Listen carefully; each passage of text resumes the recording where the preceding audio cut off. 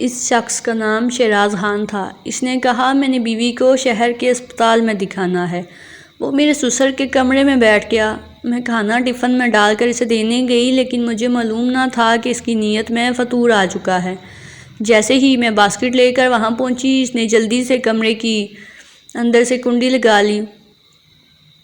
میں نے اسے اپنے سسر کی عزت کا واسطہ دیا، مگر وہ شیطان اپنے ناپاک عزائم میں کامیاب ہو گیا۔ آنکھ کھلی تو بوڑھی گھڑی نے اپنا منحوس سایہ مجھ پر ڈال دیا۔ میرا معصوم بچپن محرومیوں کی گود میں بسر ہوا۔ چھوٹی چھوٹی خواہشیں فلاح کی چھری سے ذبح ہوتی رہی۔ جوانی آئی تو بدبختی بھی ساتھ لائی۔ جب گڑیوں سے کھیلنے کے دن تھے، ماں باپ کا سایہ سر سے اٹھ گیا۔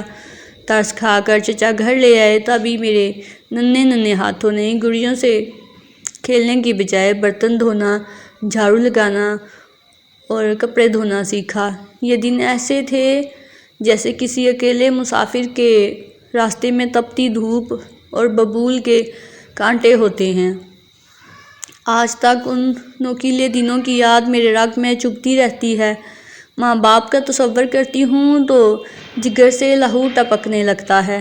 16 سال کی ہوئی تو چچا اور دادا مجھے یتیم پر رحم کھاتے دیکھ کر اپنا منہ ادھر ادھر پھیرنے لگے اور چچی جھرجھریاں لینے لگی۔ گلی محلے کے لڑکے میری جھلک دیکھ کر کہتے میاں جی کے دروازے کے پڑے کوئی قیامت یا بلا ہے۔ اب اس بلا کو کسی کے سر مرنے کی فکر گھر والوں کو چپکے چپکے ستانے لگی تھی۔ پڑوسنیں آتی تو مجھ پر گہری نظر ڈال کر چچی سے کہتی جوان ہو رہی ہے بہن، جلدی سے اس کے ہاتھ پیلے کرو، زمانہ بڑا برا ہے۔ ہم اچھے ہیں تو کیا ہوا، خود کو نہ جانچو، زمانے کی فکر کرو۔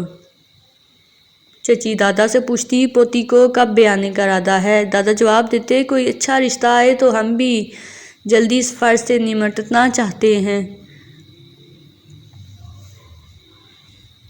چچی کہتی ہاں جو بھی رشتہ آئے زیادہ سوچ وچار میں نہ پڑیں، آپ کو تو بڑھاپے کی جھڑیاں آنے لگی ہیں اور آپ کے بیٹے ٹھہرے سدا کے لاپرواہ، ان کو بھتیجی کی بیانے کی کوئی فکر نہیں ہے۔ دادا کی گہری جھڑیاں بڑھاپے کی آخری ہچکی میں بدل گئی، مگر میرے ہاتھ پیلے کرنے کوئی نہ آیا۔ جب چچا کو میری گزرتی عمر کا احساس ہوا تو وہ بھی فکر میں پڑ گئے۔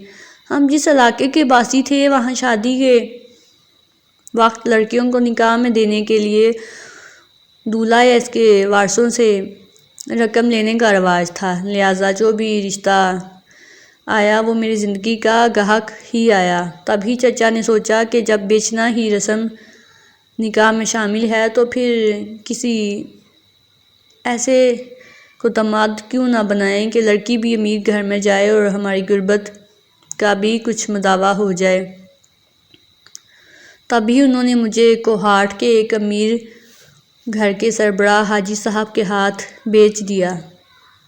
اس نے بدلے میں میرے چچا کی جھولی روپیوں سے بھر دی۔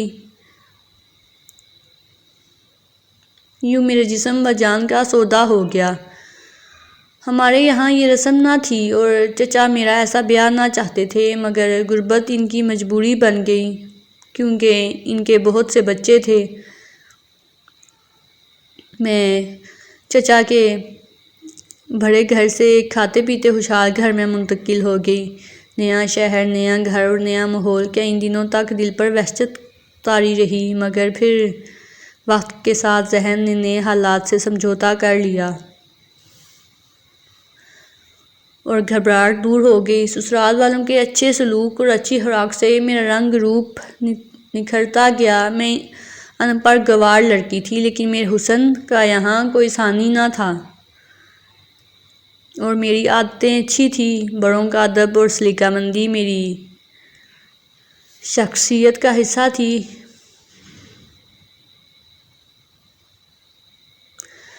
کبھی کسی غلط ہاتھ نے مجھ کو نہیں چھوا، نہ کسی میلی نظر نے مجھ کو دیکھا۔ کوئی نظر بھر کر دیکھتا تو میں سمٹ کر گلنار ہو جاتی۔ میری معصوم اور بے ساختہ باتوں نے میرے شوہر کا دل جیت لیا۔ حاجی صاحب کی بیوی اب مجھے بہو نہیں بلکہ بیٹی سمجھنے لگی۔ مجھے بچپن سے محنت مشقت کی عادت تھی، سو بن کہے گھر کے سارے کام کر دیتی تھی۔ میرے سگھڑاپے نے ان کے مکانوں کو محلوں کی شان عطا کر دی تھی۔ ان کو میرے جیسی بہو چراغ لے کر ڈھونڈنے سے بھی نہ ملتی۔ یہ ہیرا خوش قسمتی سے ان کے گھر کی زینت بنا تھا۔ مجھے خرید لانے کے بعد فوراً ہی 2-4 رشتہ داروں کو اکٹھا کر کے حاجی صاحب نے میرا نکاح اپنے بیٹے محبوب خان کے ساتھ پڑھوا دیا۔ ساس سسر نے گھر پر ہی مجھے تعلیم سے آراستہ کر کے مجھ میں جو کمی رہ گئی تھی اسے پوری کرنے کی کوشش کی۔ اب میں ہر غم اور فکر سے آزاد تھی۔ اتنا اچھا شوہر پا کر میں سمجھتی تھی کہ یہ میری زندگی کی معراج ہے۔ وہ بھی میرے بغیر کھانا نہ کھاتے تھے۔ اسی دوران میری گود ہری ہو گئی۔ میں خوشی سے پھولی نہ سماتی تھی۔ مگر افسوس یہ کہ خوشی عارضی ثابت ہوئی۔ بچہ چند دن زندہ رہنے کے بعد فوت ہو گیا۔ میں بیٹے کو کھو کر بلک بلک کر روئی۔ یوں لگا میرے روشن گھر میں اندھیرا بڑھ گیا ہے۔ ہر دم گھٹا گھٹا سا رہتا، دن رات آنسو گرتے رہے۔ پھر اس سیلاب بلا نے میرا سکون بہا دیا۔ آنکھوں سے اشک امڑ امڑ کر آتے اور میرے گھر کا تنکا تنکا بہا لے جاتے۔ ذرا سی بات کے بہانے میری زندگی بدل گئی۔ میرے شوہر کو اچانک نیک کاروبار کی سوجی اور وہ اس سلسلے میں لاہور چلے گئے۔ ان کا جانا تھا اور میری بدبختی کا آغاز ہو گیا۔ میرا پورشن سسرال کے ایک گوشے میں واقع تھا۔ جو مہمان آتے وہ سسر کے حصے میں ٹھہرتے تھے۔ اس دن ساس اپنی بیٹی کے گھر دوسرے گاؤں گئی ہوئی تھی اور سسر محبوب خان کے ساتھ نئے کاروبار کے سلسلے میں کچھ لوگوں سے ملنے چلے گئے تھے۔ ان کے جاتے ہی سسر کے ایک رشتہ دار آ گئے۔ وہ پہلے بھی کئی بار آ چکے تھے، ساتھ ان کی بیوی بھی تھی۔ میں نے انہیں عزت سے بٹھایا اور کھانے وغیرہ کا پوچھا۔ انہوں نے سوال کیا کہ حاجی صاحب اور ان کی بیوی کب آئیں گے؟ میں نے کہا کہ شاید شام تک آ جائیں گے۔ اس شخص کا نام شیراز خان تھا۔ اس نے کہا میں بیوی کو شہر کے اسپتال میں دکھانا ہے، میں انہیں اسپتال لے کر جا رہا ہوں۔ تب تک حاجی صاحب یا ان کی بیوی آ جائیں گے۔ یہ کہہ کر دونوں میاں بیوی چلے گئے۔ دوپہر کو شیراز خان نے دوبارہ دروازے پر دستک دی۔ وہ اکیلا تھا۔ میں نے پوچھا چچا آپ کی بیوی کہاں ہے؟ وہ افسردہ لہجے میں بولا اسے ڈاکٹر نے اسپتال میں داخل کر لیا ہے، آپریشن بتایا ہے، ہم کسی تیاری کے بغیر آئے تھے۔ اب ایک شال، تکیہ، تھرموس، چائے کے گلاس اور کپ ایک ٹوکری میں رکھ دو، مجھے سامان لے کر اسپتال جانا ہے۔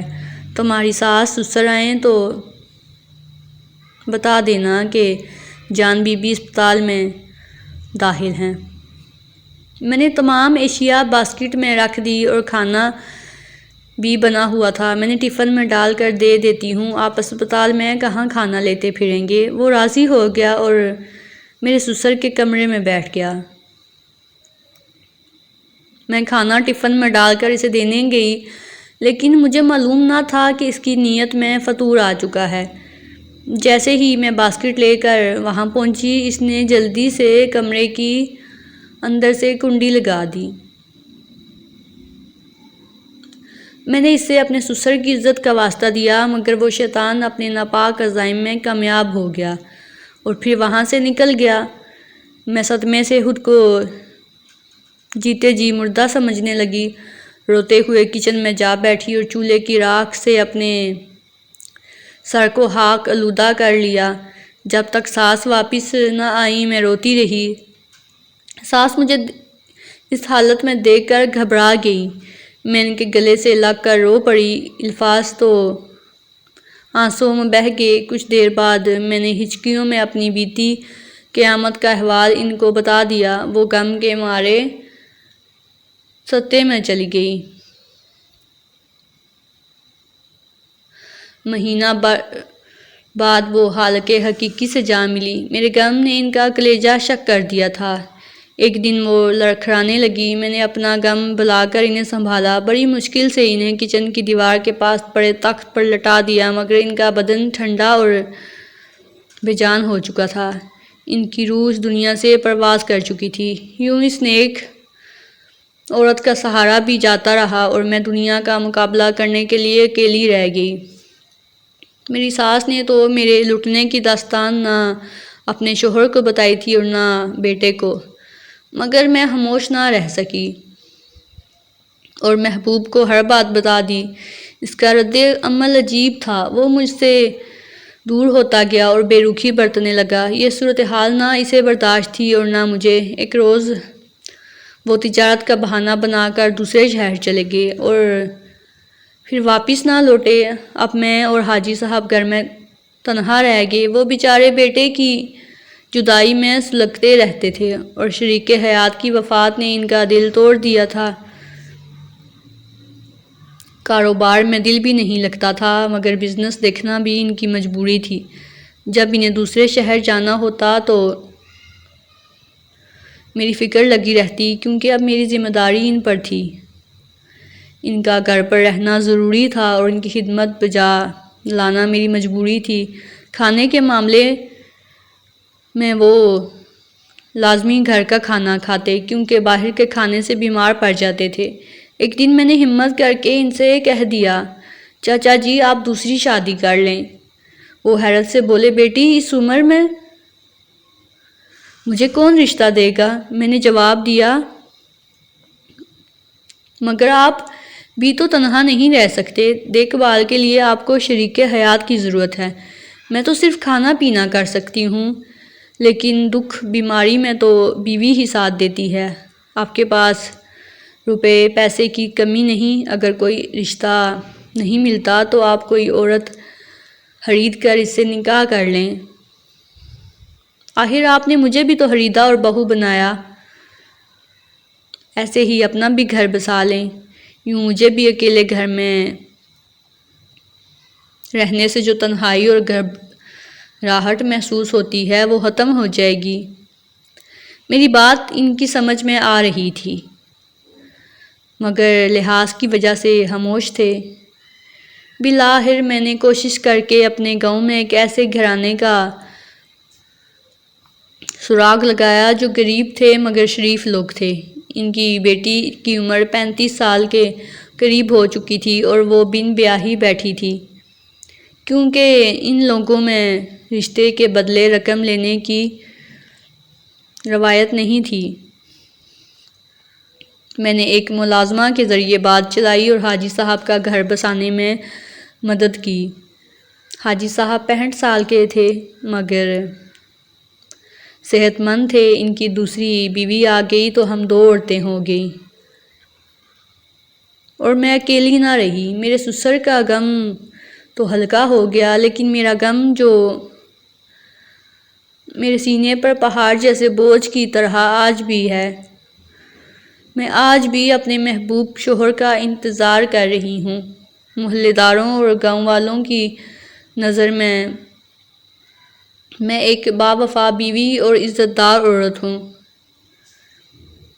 جس کو سب جھک کر سلام کرتے ہیں۔ میں دوسری شادی نہیں کرنا چاہتی، کیونکہ مجھے اپنے محبوب خان کے لوٹ آنے کا انتظار ہے، جو میں اپنی زندگی کی آخری سانس تک کرتی رہوں گی۔ نہیں معلوم محبوب خان زندہ بھی ہیں یا نہیں، مگر میں انہیں زندہ ہی تصور کرتی ہوں۔ برسوں پہلے جو زہر میرے جسم میں اترا تھا، اس نے میری روح اور ضمیر کو نیلا کر دیا تھا۔